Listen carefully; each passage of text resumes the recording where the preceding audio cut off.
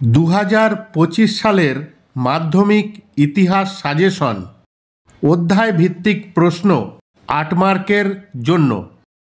দ্বিতীয় অধ্যায় সমাজ ও ধর্ম সংস্কার আন্দোলনে রাজা রামমোহন রায়ের অবদান ব্যাখ্যা করো। তৃতীয় অধ্যায় নীল বিদ্রোহের কারণ, বৈশিষ্ট্য, চরিত্র, ফলাফল, গুরুত্ব কী ছিল।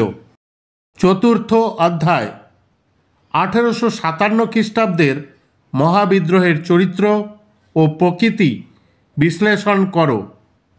লেখায় ও রেখায় জাতীয়তাবাদের বিকাশ কিভাবে ঘটে। পঞ্চম অধ্যায় বাংলার কারিগরি শিক্ষার বিকাশের সংক্ষিপ্ত বিবরণ দাও। রবীন্দ্রনাথ ঠাকুরের শিক্ষা চিন্তা ও শান্তিনিকেতন ভাবনার সংক্ষিপ্ত পরিচয় দাও। ষষ্ঠ অধ্যায় ভারত ছাড়ো আন্দোলনে শ্রমিকদের ভূমিকা আলোচনা করো। 20 শতকের ভারতে উপনিবেশ বিরোধী আন্দোলনে বামপন্থীদের ভূমিকা আলোচনা করো।